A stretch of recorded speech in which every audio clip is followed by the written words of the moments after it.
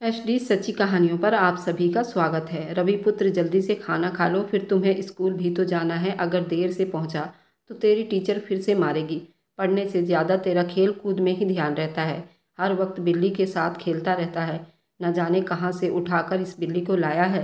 सारी रात उसका रोना मुझे सोने नहीं देता। रवि बोला, माँ तुम्हें नहीं पता ये बिल्ली कितने काम की चीज़ है। मैं बहुत चिढ़कर बोली, अच्छा अच्छा, उसकी जान छोड़ दो और इधर आकर मेरी बात सुनो। अब सुनिए मेरी पूरी कहानी मेरी जुबानी। मेरा नाम रागनी है। मैं लखनऊ में अपने पति के साथ रहती थी, जो कि हमारी शादी पसंद की शादी थी। इस वजह से मैं अपनी ज़िंदगी में अपने पति के साथ बहुत खुश थी। मेरा पति फैक्ट्री में मजदूर था। एक रात जब वो फैक्ट्री से वापस घर लौट कर आ रहा था तो कुछ अनजान लोगों ने उससे सब कुछ छीन लिया और उसे मार पीट कर सड़क के किनारे फेंक कर चले गए। जब मेरे पति को अस्पताल ले जाया गया तो उसकी हालत बहुत ज़्यादा ख़राब थी। मैं अपने 6 महीने के बेटे को लेकर जब अस्पताल पहुंची तो डॉक्टर ने बताया कि आपके पति आपको छोड़कर इस दुनिया से जा चुके हैं। मेरी तो दुनिया ही उजड़ कर रह गई थी। मैंने 4 महीने घर में शोक बिताए। मेरे मायके वाले मुझसे कहने लगे, तुम्हारी शादी दूसरी करवा देंगे। ऐसे कब तक इस बच्चे के सहारे यूं बैठी रहोगी। लेकिन मैंने बिल्कुल दूसरी शादी के लिए तैयार नहीं थी। इसलिए मैंने अपना 3 मंजिले का घर बेचकर कच्ची बस्ती में छोटा सा घर ले लिया, जहां मैं अपने बेटे के साथ रहती थी। मैं अपने बेटे को हर खुशी देना चाहती थी। शुरू शुरू में तो मुझे अपने बेटे की परवरिश करने में कोई मुश्किल नहीं आई, क्योंकि मेरे पास कुछ अपनी जमा पूंजी थी और कुछ जो मकान बेची हुई थी मैंने संभाल कर रखी हुई थी। 1 साल तक तो घर की दाल रोटी पूरी हो रही थी।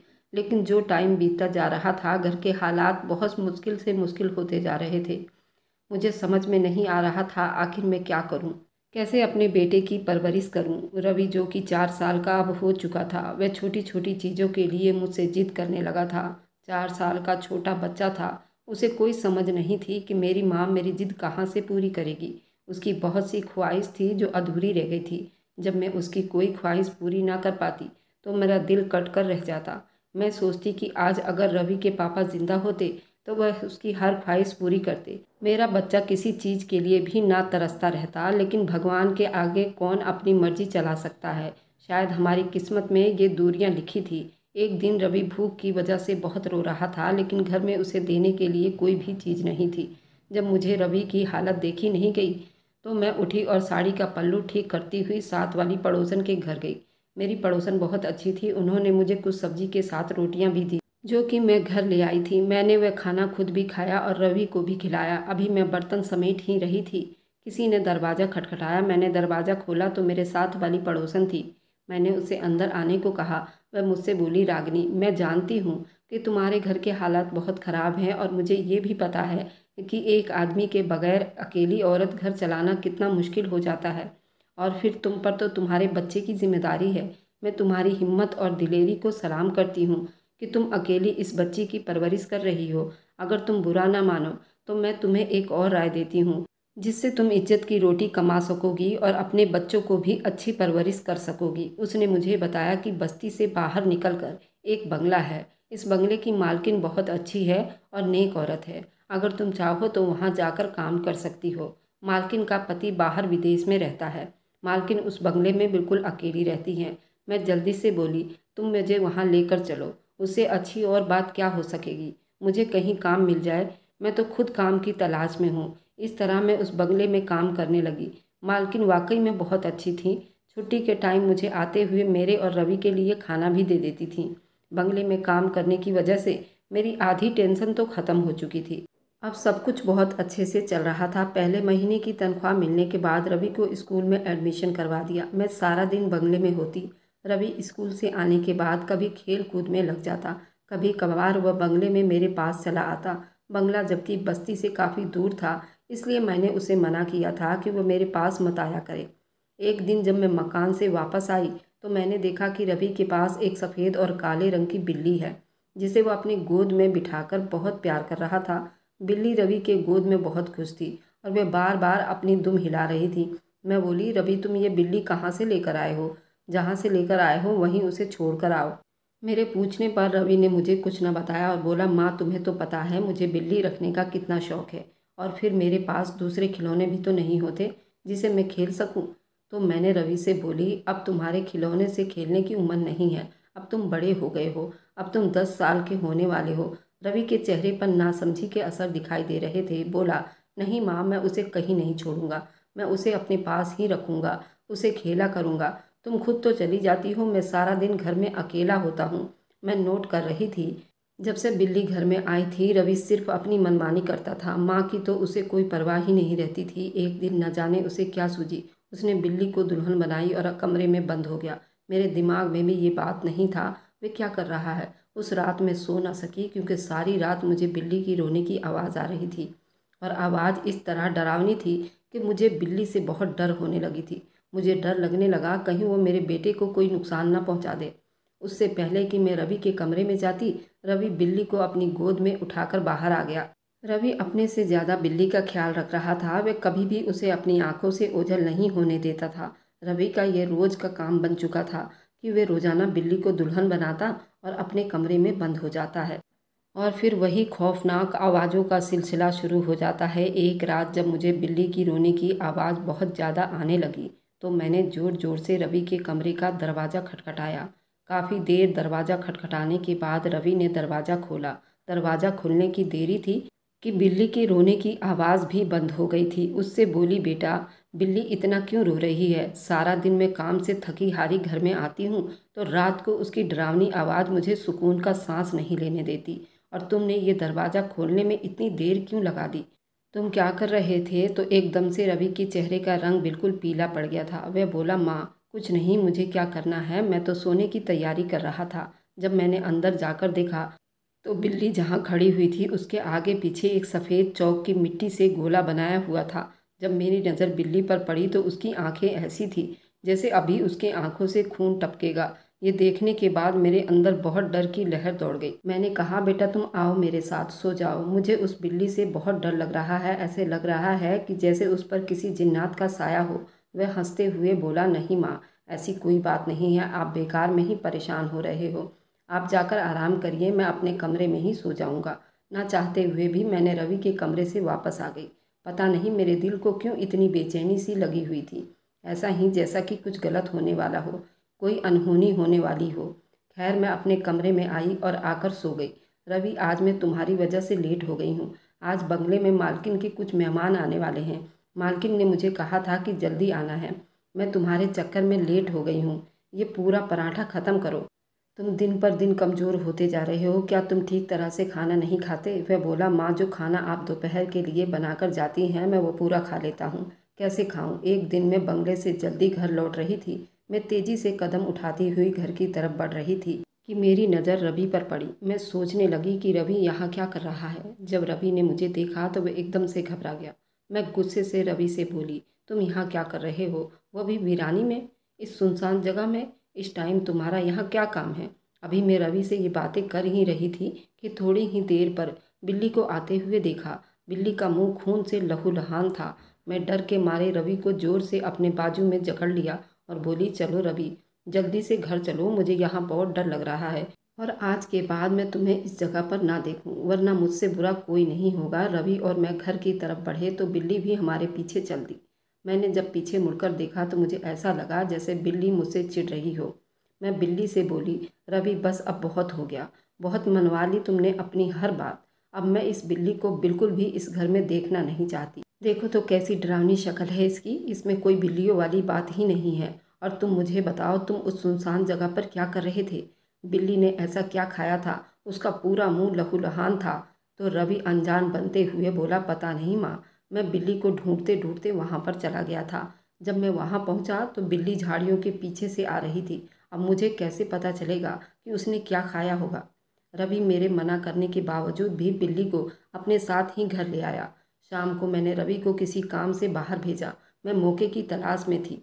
रवि के पीछे मैं उस बिल्ली को घर से निकाल दूंगी, और मैंने ऐसा ही किया था। जब रवि घर वापस आया तो मैं हैरान थी कि उसने मुझसे बिल्ली के बारे में कोई बात नहीं की, बल्कि बड़े तसल्ली से उसने स्कूल का सारा काम किया और खाना खाने के बाद अपने कमरे में चला गया। मैंने भी सुख का सांस लिया कि बिल्ली से जान छूटी। ऐसा नहीं था कि मुझे जानवरों से नफरत थी, मगर जब बिल्ली रात को रोती हुई मुझे डर में डाल देती थी और फिर उसका डर इस तरह सवार था कि मैं रात को ठीक तरह से सो नहीं पाती थी।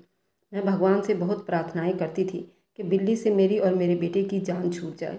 मैं अपने कमरे में चली गई कि आज बहुत तसल्ली की नींद मिलेगी। मुझे ये नहीं पता था कि मेरे सारे के सारे अरमान अधूरे रह जाएंगे। अभी रात का कुछ पहर ही बीता था कि फिर से मुझे एकदम से बिल्ली की रोने की आवाज़ आने लगी। मैं अपने कानों पर हाथ रखती हुई उस बिल्ली को कोसने लगी। पता नहीं ये मनहूस फिर से कहाँ से आ गई है। बिल्ली की आवाज़ के डर से मुझे अंधेरे से भी बहुत डर हो रहा था। मैं एकदम से अपने चारपाई से उठी और साथ के कमरे की तरफ बढ़ गई। मैंने देखा कि कमरे की लाइट जल रही थी। मुझे ये देखकर बहुत हैरानी हुई, क्योंकि शुरू से ही रवि को जलती हुई लाइट में नींद नहीं आती थी। मैं दरवाजे के पास गई तो मुझे रवि की बोलने की आवाज़ आ रही थी। मैंने दरवाजे के साथ कान लगाकर सुनने की कोशिश की, मगर मुझे कुछ समझ नहीं आ रही थी वे क्या बोल रहा है। हमारे घर में मेरे और रवि के अलावा कोई तीसरा नहीं था जिसके साथ रवि बातें करता। जब मैंने उसकी आवाज़ पर गौर किया तो मुझे ऐसे लगा वह जैसे कुछ पढ़ रहा हो, लेकिन मैं उसको समझ नहीं पा रही थी। बिल्ली के रोने की आवाज़ वैसे ही थी जैसे कि कुछ देर पहले आ रही थी। मैं खड़ी इस सोच में थी, कैसे पता लगाऊं कि अंदर क्या हो रहा है। मैं चुप कर पता करना चाहती थी, आखिर रवि करता क्या है। रोज़ बिल्ली को दुल्हन बनाकर अंधेरे में ले जाता है और दरवाज़ा बंद कर लेता है। उसके बाद बिल्ली के रोने की आवाज़ें आनी शुरू हो जाती है। ये बार बार आधी रात तक चलता रहता है। मैंने खिड़की से भी झाँक कर अंदर देखने की कोशिश की, मगर मुझे कुछ अंदर दिखाई नहीं दे रहा था। ऊपर से बिल्ली की आवाज़ मुझे बेचैन कर रही थी। उसकी आवाज़ में ऐसा था जैसे वो बहुत दर्द और तकलीफ से गुजर रही हो, कोई उस पर बहुत ज़्यादा अत्याचार कर रहा हो। पहले तो बिल्ली की कराहने वाली आवाज़ बराबर आती थी, मगर रात के आखिरी पहर तक आवाज़ रहने के बाद सुबह तक कराहने की आवाज़ बिल्कुल बंद हो जाया करती थी, ऐसे जैसे कि मरीज़ बहुत ज़्यादा तकलीफ में हो और दवाई देने के बाद उसे धीरे धीरे आराम मिल जाता हो।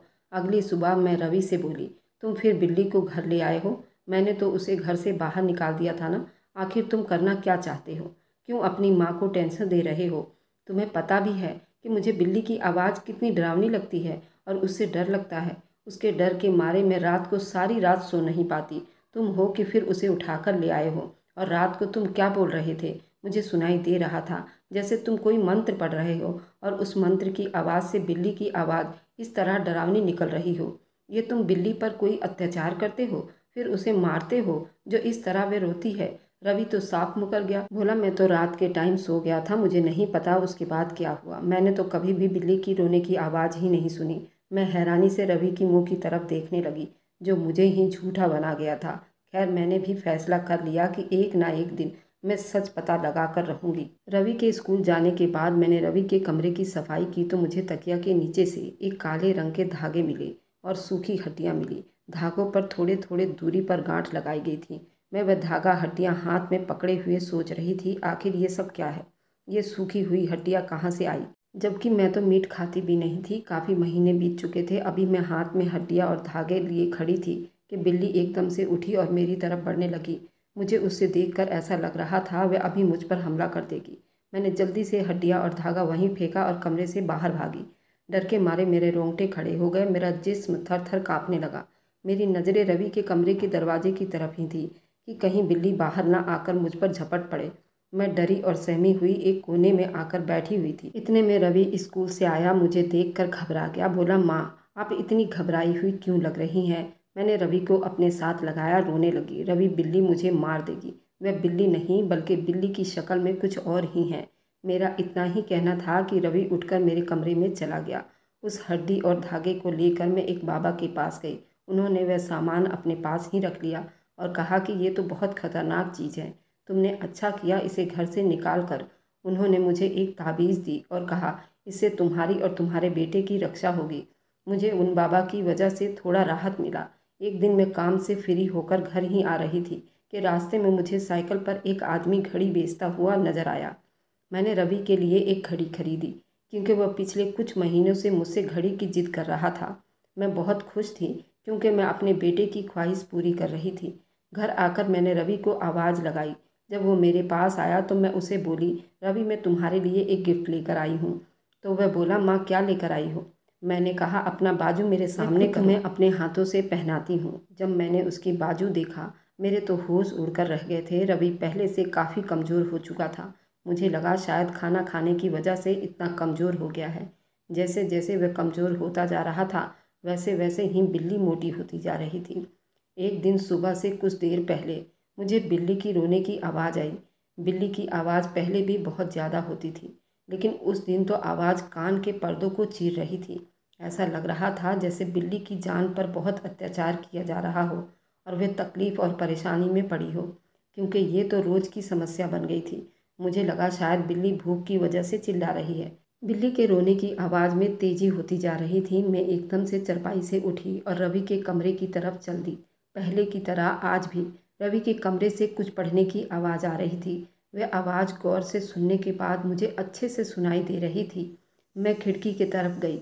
बहुत कोशिश के बाद मुझे खिड़की से झांकने के लिए थोड़ी सी जगह मिली, लेकिन उस जगह से अंदर का साफ मंजर दिखाई दे रहा था। उस रात के बारे में मैंने रवि से कोई बात नहीं की, क्योंकि अगर इस बारे में मैं उससे बात करती तो भी उसके कानों में जू तक ना रेंगती। एक दिन सुबह सुबह बोला, मैं स्कूल नहीं जाऊंगा। मैं बोली, क्यों बेटा, तेरी तबीयत तो ठीक है ना? वह बोला, माँ तबीयत तो ठीक है, लेकिन मुझे आज घर पर कुछ ज़रूरी काम है जो मुझे आज निपटाना होगा, वरना उसका नुकसान मुझे भुगतना पड़ेगा। मैं बोली, ऐसा कौन सा काम है जो सिर्फ तुम ही कर सकते हो? मुझे बताओ, मैं खुद कर दूंगी। वह बोला, नहीं माँ, वह काम तुम्हारे करने वाली नहीं है, मैं ही करता आ रहा हूँ, वो मुझे ही करना होगा।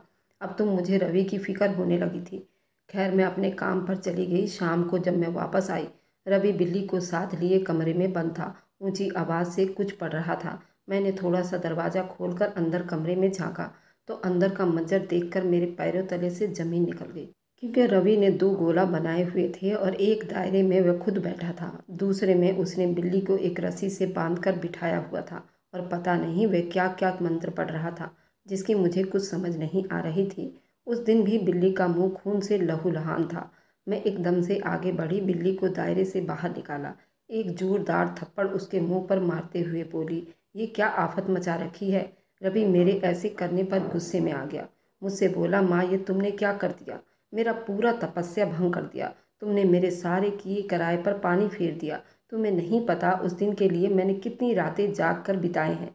मैं रवि की बातें सुन रही थी और हैरानी में पड़ गई थी कि अभी उसकी उम्र क्या है और ये काम क्या कर रहा है। वह गुस्से में घर से बाहर चला गया।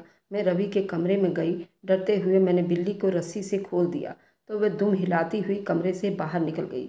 अगले दिन सुबह सवेरे जब मेरी आंख खुली तो मुझे रवि घर से जाता हुआ दिखाई दिया। मुझे शक होने लगा, पता नहीं इस टाइम इतनी सुबह कहाँ जा रहा है। मैं जल्दी से उठी, पाँव में चप्पल भी नहीं पहना। अपनी बड़ी सी शॉल ओढ़ने के बाद रवि का पीछा करने लगी और घर से निकल पड़ी। आखिर वह जा किधर रहा था? चलते चलते रवि गली क्रॉस करने के बाद झाड़ियों की तरफ जाने वाले रास्ते पर चल पड़ा। मैं तेज तेज कदम उठाती हुई उसके पीछे पीछे चल रही थी। रवि जहाँ जाकर रुका उस जगह बहुत सुनसान थी। रवि एक जगह पर रुककर इधर उधर देखने लगा, जैसे ही वह किसी की तलाश में हो। मैं झाड़ियों के पीछे छुपी हुई रवि को देख रही थी। आखिर किसकी तलाश में है? काफ़ी देर वहाँ खड़े रहने के बाद जब वहाँ कोई नहीं आया तो रवि घर वापस आ गया। मैंने रवि से पूछा, रवि बेटा, तुम कहाँ गए थे? मुझे ऐसा क्यों लग रहा है जैसे तुम्हें किसी की तलाश हो? वह बोला, कुछ नहीं, मुझे किसकी तलाश होगी? मैंने कहा, अगर तुम्हें किसी की तलाश नहीं तो तुम उस वीरान झाड़ियों के पास क्या लेने गए थे? तो वह बोला, आपको कैसे पता कि मैं उस झाड़ियों के पास गया था? मैं बोली, मैं तुम्हारा पीछा करते करते वहां तक पहुंच गई थी और मुझे तुम्हारी बिल्ली नज़र नहीं आ रही थी। क्या तुम उसको ढूंढने वहीं गए थे? बिल्ली का नाम सुनकर रवि थर थर काँपने लगा। डर के मारे रवि के पसीने छूट रहे थे। रोते हुए बोला, माँ, वह बिल्ली अब कभी वापस नहीं आएगी, क्योंकि उस आदमी ने बहुत बेदर्दी से उसे मार दिया है। मैं बोली, रवि, तुम किस आदमी की बात कर रहे हो? वह हकला कर बोला, माँ, एक दिन जब आप काम पर गई थी तो मुझे एक आदमी मिला था। उसने मुझे प्यार किया और अपने पास बिठा लिया। वह मुझे मेरी इच्छा पूछने लगा तो मैंने उसे बताया कि मेरी ख्वाहिश है कि मेरे पास बहुत से खिलौने हो जिसे मैं जी भर कर खेल सकूं, एक बहुत खूबसूरत सा घर हो जिसमें अपनी माँ के साथ रहूं। मैं गरीबी की ज़िंदगी से निकलना चाहता हूँ। तो वो मुझे बोला, इस गरीबी की ज़िंदगी से निकलना भी तुम्हारे अपने हाथ में है। अगर तुम अपनी माँ के लिए कुछ करना चाहते हो तो उसके लिए तुम्हें मेरी एक बात सुननी होगी। अगर तुम मेरी बात मानोगे तो तुम्हारी ज़िंदगी बदल जाएगी। क्योंकि मैंने शुरू से गरीबी देखी थी, इसलिए मैं लालच में आ गया और वह आदमी मुझसे जो कहता गया मैं वही वही करता गया। मैं हर दूसरे तीसरे दिन उससे मिलकर आता था। आज भी मैं बिल्ली की तलाश में नहीं बल्कि उस आदमी की तलाश में गया था। असल में वह आदमी एक जादूगर था। उसने मुझे कुछ मंत्र बताए थे। वह बिल्ली थी। मैं वह मंत्र पढ़कर बिल्ली पर फूंकते जाओ। मैं मंत्र पढ़ता तो बिल्ली भयानक आवाज़ में बोलती जाती, मुझे ऐसा लगता जैसे वह मंत्र पढ़ने से बिल्ली किसी बहुत बड़ी तकलीफ में पड़ जाती है। फिर भी मैं बिल्ली की तकलीफ को नज़रअंदाज करता रहा। जादूगर के बताए हुए मंत्र पढ़ता था। जिस दिन जादू पूरा होना था उस दिन आप मेरे कमरे में आ गई और जादू पूरा ना हो पाया। मैं गुस्से से घर से निकला और उस वीराने में जादूगर के पास चला गया। जाते ही जादूगर ने मुझसे पूछा, क्या तुमने जादू पूरा कर लिया? मैंने हाँ में सिर हिलाया तो जादूगर ने मेरी तरफ देखकर मुस्कुराने लगा। उसके चेहरे पर शैतानी मुस्कुराहट थी। मैं समझ नहीं पा रहा था वह ऐसा क्यों कर रहा है। जादूगर मुझसे बोला, अब तुम घर जा सकते हो, मेरा जादू पूरा हो चुका है। तुम्हारे पास जो टाइम है जाकर अपनी माँ के साथ बिता लो, क्योंकि जैसे ही उस बिल्ली की ज़िंदगी ख़त्म होगी वैसे ही तुम भी इस दुनिया से चले जाओगे। ये काम मैं खुद नहीं कर सकता था, इसलिए मैंने इस काम के लिए तुम्हें बलि का बकरा बनाया है। जादूगर की बातें सुनने के बाद मैं तो जैसे पत्थर का हो गया था। कुछ देर के बाद जादूगर ने कोई मंत्र पढ़ना शुरू किया। मैं वहीं बुद्ध की तरह खड़ा रहा। वह आंखें बंद करके मंत्र पढ़ता रहा। कुछ देर के बाद जब उसने अपनी आंखें खोली तो गुस्से की वजह से लाल थी, जिसको देखकर मुझे जादूगर से डर लगने लगा। वह जादूगर गुस्से से तिलमिला रहा था, कह रहा था, मेरा जादू पूरा नहीं हुआ, ये जादू बीच में ही रुक गया है। अगर तुमने वह जादू पूरा किया होता तो आज उस बिल्ली के साथ तुम भी यहाँ जिंदा ना खड़े होते। उसके बाद तुम डर के मारे वहाँ से भाग निकले बेटा। उसके बाद मैंने उससे पहले कि जादूगर तुम पर कोई और जादू करता, मैंने जल्दी से जो मंत्र मुझे बाबा जी ने बताया था वही पढ़ती रही और मैंने घर की तरफ दौड़ लगा दी। माँ, मुझे खुद से ज़्यादा तुम्हारी फिक्र थी। मैं खुद को ख़त्म कर रहा था। मैंने क्यों आपसे सब कुछ छुपाया? अगर उस दिन तुमने वह जादू पूरा ना करने दिया होता तो शायद आज मैं तुम्हारे पास ना होता। मैंने रवि को अपने सीने से लगा लिया और भगवान की बहुत बहुत धन्यवाद की। मैं वक्त पर पहुंचकर अपने बेटे की जान बचा ली थी, वरना पता नहीं आज क्या से क्या हो जाता। उसके बाद मैंने कभी भी रवि को कहीं भी अकेला नहीं जाने दिया था, क्योंकि हमारे समाज में ऐसे बहुत से लोग और बहुत से जादूगर हैं जो अपने फ़ायदे के लिए दूसरों का नुकसान पहुंचाते हैं। ऐसे जादूगर से बचकर रहने में ही हमारी भलाई है। अगर आपको आज की कहानी पसंद आई है तो वीडियो को ज़रूर लाइक कीजिएगा और अपने दोस्तों के साथ शेयर भी कीजिएगा। और हाँ, अगर आपने अभी तक हमारे चैनल को सब्सक्राइब नहीं किया है तो ज़रूर सब्सक्राइब कर लीजिए। मिलते हैं हम अपनी कल की एक नई दिलचस्प कहानी के साथ। मुझ पर सदा अपना प्यार और स्नेह बनाए रखें। सभी को मेरा प्यार भरा नमस्कार दोस्तों।